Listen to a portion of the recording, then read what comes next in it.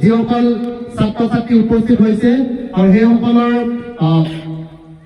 ফলাফল আমি ঘোষণা কৰিলোঁ আৰু ইয়াৰ লগে লগে আচলতে আমাৰ মাজত যিসকল ছাত্ৰ আজি যোৱাকালি তেওঁলোকে আমাৰ বিদ্যালয়ত উপস্থিত আছিল বিশেষ কাৰণত তেওঁলোকে আজি আহিব পৰা নাই গতিকে তেওঁলোকৰ নামসমূহ আমি উল্লেখ কৰি দিব বিচাৰিছোঁ আমাৰ ডিষ্টিংশ্যন হোল্ডাৰ হিমাদ্ৰী চুতীয়া আমাৰ মাজত আজি উপস্থিত হোৱা নাই তাৰ পাছতে হিমাদ্ৰী চুতীয়া সৰ্বমুঠ 90% পাবৰ কাৰণে সক্ষম হৈছে আমাৰ মাজত প্ৰকাশ মান আজি উপস্থিত নাই তেওঁ 84.4 নম্বৰ পাবৰ কাৰণে সক্ষম হৈছে আৰু ইয়াৰ পাছত চিৰাজ মৰাণে 84.4 নম্বৰ পাবৰ কাৰণে সক্ষম হৈছে পিয়াক্ষী গোহাঁই 82.4% পাবৰ কাৰণে সক্ষম হৈছে তেওঁ মেট্ৰিকত ছেকেণ্ড ডিভিজন আছিল 59%। গতিকে পিয়াক্ষী গোহাঁই যদিও আমাৰ মাজত উপস্থিত নাই তাইৰ কাৰণে এজাউৰি ডাঙৰকৈ হাত চাপৰি হ'ব লাগে ছেকেণ্ড ডিভিজনৰ পৰা 82.4 নম্বৰ পাবৰ কাৰণে সক্ষম হৈছে আমাৰ মাজত তাৰ উপস্থিত নাই লাকি মৰাণে 80% পাবৰ কাৰণে সক্ষম হৈছে তেওঁ মেট্ৰিকত আছিল 69%। গতিকে আমি আমাৰ বিদ্যালয়ৰ টোটেল আছিল 62 জন আমাৰ বিদ্যালয়ৰ পৰা পৰীক্ষা দিবৰ কাৰণে সক্ষম হৈছিল আৰু তাৰে 62 জনে ইতিমধ্যে ভাল ফলাফল পাইছে আমাৰ টোটেল প্ৰথম বিভাগত 39 জন ছাত্ৰ ছাত্ৰী পাবৰ কাৰণে সক্ষম হৈছে দ্বিতীয় বিভাগত 18 জন ছাত্ৰ ছাত্ৰীয়ে পাইছে তৃতীয় বিভাগত 5 জন সৰ্বমুঠ টোটেল লেটাৰ পাবৰ কাৰণে সক্ষম হৈছে আমাৰ 94 জন ছাত্ৰ ছাত্ৰীয়ে আমাৰ সাবজেক্ট টপাৰ সকলৰ নাম মই উল্লেখ কৰিব বিচাৰিছোঁ তনুজা দহতীয়া লজিক এণ্ড ফিলচফিত 98 নম্বৰ পাবৰ কাৰণে সক্ষম হৈছে 100ৰ ভিতৰত 98 পাবৰ কাৰণে সক্ষম হৈছে ত্ৰিনয়ন মৰাণ ছচিয়লজি বিষয়টোত 97 পাবৰ কাৰণে সক্ষম হৈছে 100ৰ ভিতৰত পলি মহন্তই আৰু যুটীয়াভাৱে মনজিৎ গোহাঁই জিঅ'গ্ৰাফী বিষয়টোত 96 নম্বৰ পাবৰ কাৰণে সক্ষম হৈছে আকাশ চেতিয়াই পলিটিকেল ছায়েন্সত 94 নম্বৰ পাবৰ কাৰণে সক্ষম হৈছে হিমাদ্ৰী চুতীয়াই অসমীয়া বিভাগত 92 নম্বৰ পাবৰ কাৰণে সক্ষম হৈছে আৰু আকাশ চেতিয়াই ইংলিছ বিভাগত 84 নম্বৰ পাবৰ কাৰণে সক্ষম হৈছে এয়া এটা নিৰ্দিষ্ট বিষয়ত তেওঁলোকে সৰ্বোচ্চ নম্বৰ পাবৰ কাৰণে বিদ্যালয়ৰ ফালৰ পৰা তেওঁলোকে সক্ষম হৈছে গতিকে প্ৰতিগৰাকী ছাত্ৰ ছাত্ৰীক কাৰণে পুনৰবাৰ ডাঙৰকৈ হাত চাপৰি বিচাৰিছোঁ সকলোৰে পৰা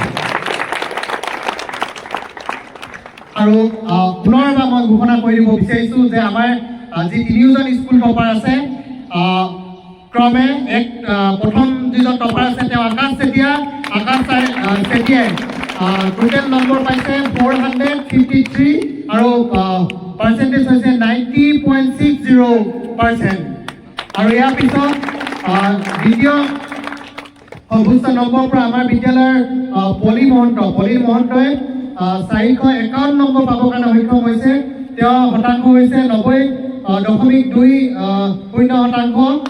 এজাউৰি হাত চাপৰি হ'ব লাগে আৰু তৃতীয় সৰ্বোচ্চ নম্বৰ পাবৰ কাৰণে সক্ষম হৈছে হিমাদ্ৰী চুতীয়া আৰু হিমাদ্ৰী চুতীয়াই 450 নম্বৰ পাবৰ কাৰণে সক্ষম হৈছে 90% আৰু এই তিনিজনৰ কাৰণে ডাঙৰকৈ হাত চাপৰি হ'ব লাগে আমি বিদ্যালয়ৰ তৰফৰ পৰা প্ৰতিগৰাকী ছাত্ৰ ছাত্ৰীক আমি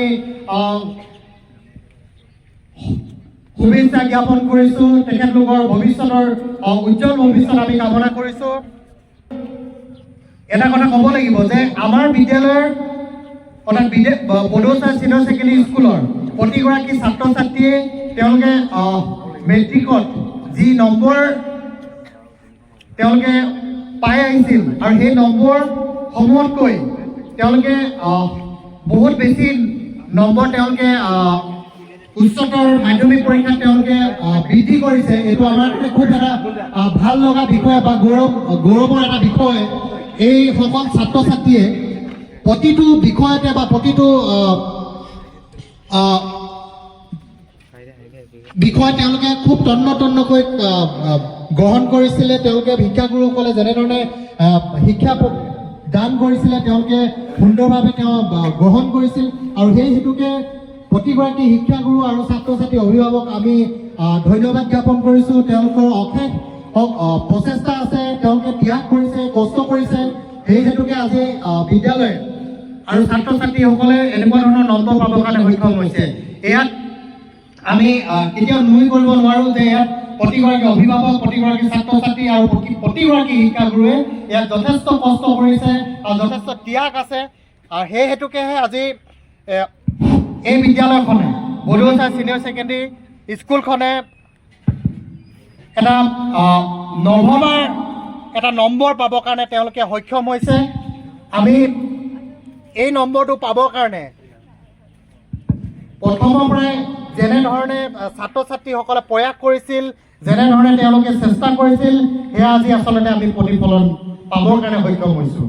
গতিকে অনাগত দিনবিলাকতো যাতে বড়োচা ছিনিয়ৰ ছেকেণ্ডেৰী স্কুলে ইয়াতকৈও অধিক নম্বৰ পাবৰ কাৰণে প্ৰতিগৰাকী ছাত্ৰ ছাত্ৰীয়ে যাতে আগবাঢ়ি আহে, তাৰ কাৰণে আমি প্ৰতিগৰাকী ছাত্ৰ ছাত্ৰীক অনুৰোধ জনাইছোঁ। আৰু আমাৰ মাজত উপস্থিত হোৱা যিসকল মেধাৱী ছাত্ৰ ছাত্ৰী আছে, যিসকলে তেওঁলোকৰ যি শক্তি, সেই শক্তি তেওঁলোকে প্ৰদৰ্শন কৰিলে, তাৰ কাৰণে আমি তেওঁলোকক বহুত বহুত বেছি ধন্যবাদ জ্ঞাপন কৰিছোঁ। আৰু ভৱিষ্যত দিনতো যাতে তেওঁলোকে আগবাঢ়ি যায় আৰু প্ৰতিটো বিষয় যাতে তন্নকৈ চাই তেওঁলোকে আগবাঢ়ি যাবৰ কাৰণে চেষ্টা কৰে। আৰু তেওঁলোকে আহিবলগীয়া সময়ছোৱাত যিয়ে তেওঁলোকে বিষয় নিৰ্বাচন নকৰক লাগে, সেই বিষয়টো যাতে খুব সুন্দৰ আৰু সফলভাৱে এটা নিৰ্দিষ্ট স্থানৰ তাতে যেতিয়ালৈকে তেওঁলোকে উপনীত নহয়, তেতিয়ালৈকে যাতে সেই যুঁজখন তেওঁলোকে যদি দি থাকে, সেই কথাটো আমি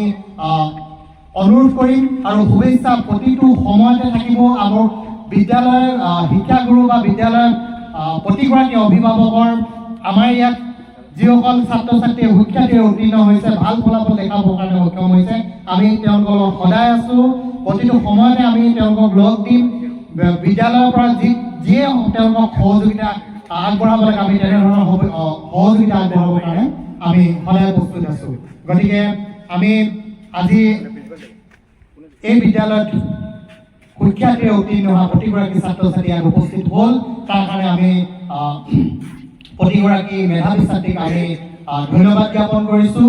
আৰু ইয়াৰ পাছতে আমি এটা খুব সুন্দৰ এটা অনুষ্ঠান আমি আয়োজন কৰিম, সম্বৰ্ধনা অনুষ্ঠান। আনুষ্ঠানিকভাৱে আমি ইয়াত অনুষ্ঠান কৰিম খুব কম দিনৰ ভিতৰতে।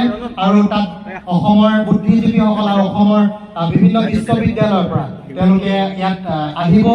তেওঁলোকে বিভিন্ন সময়ত এই বিদ্যালয়খনলৈ বিভিন্ন বিশিষ্ট ব্যক্তিসকল অসমৰ লগতে ভাৰতবৰ্ষৰ বিভিন্ন বিশ্ববিদ্যালয়ৰ বা বিদেশৰ ইয়াত যিসকল আমাৰ গণ্যমান্য ব্যক্তি আছে, সেইসকল উপস্থিত হৈছে। আপোনালোক বা আমাৰ ছাত্ৰ ছাত্ৰীসকলে ইতিমধ্যে তেওঁলোকৰ লগত বাৰ্তালাপ কৰিছে। আৰু যাতে আহিবলগীয়া সময়ছোৱাত আমাৰ ছাত্ৰ ছাত্ৰীসকলে যাতে বিদেশলৈও যাতে পঢ়িবৰ কাৰণে যি ৰাস্তা, যি পথ, সেই পথ যাতে তেওঁলোকে বাছি উলিয়ায়, তাৰ কাৰণে আমি প্ৰতিগৰাকী ছাত্ৰ ছাত্ৰীকে আমি ভগৱানক শক্তি দিবৰ কাৰণে প্ৰাৰ্থনা জনাইছোঁ। আৰু অনুষ্ঠানটো আমি ইয়াতে আমি শেষ কৰিছোঁ। আৰু এই সময়ত আমাৰ ছাত্ৰ ছাত্ৰীসকলে ক'ত কেনেধৰণে অধ্যয়ন কৰিব, তাৰ পৰৱৰ্তী সময়ত আমি এই কথাবিলাক আলোচনা কৰিম। ইতিমধ্যে আমাৰ যিসকল গণ্যমান্য ব্যক্তি আছে, আমাৰ সেই ব্যক্তিসকলে বড়োচা ছিনিয়ৰ ছেকেণ্ডেৰী ফলাফলসমূহ ইতিমধ্যে তেওঁলোকে খবৰ লৈছে। আমি তেওঁলোকক খবৰ দিছোঁ। আমাৰ সুদূৰ জাৰ্মানী, সুদূৰ স্কটলেণ্ডৰ পৰা আমাৰ বিদ্যালয়ৰ খবৰসমূহ লৈছে। তেওঁলোকে খুব সুখী হৈছে বিদ্যালয়ৰ আমাৰ এই ফলাফলসমূহ পায়। গতিকে পৰৱৰ্তী সময়ত তেওঁলোকৰ লগত আমি আলোচনা কৰিম আমাৰ ছাত্ৰ ছাত্ৰীসকলে কেনেধৰণে বিদেশত বা ভাৰতৰ বিভিন্ন যি প্ৰতিষ্ঠান আছে, শিক্ষা অনুষ্ঠান আছে, সেইসমূহত যাতে তেওঁলোকে অধ্যয়ন কৰিব পাৰে।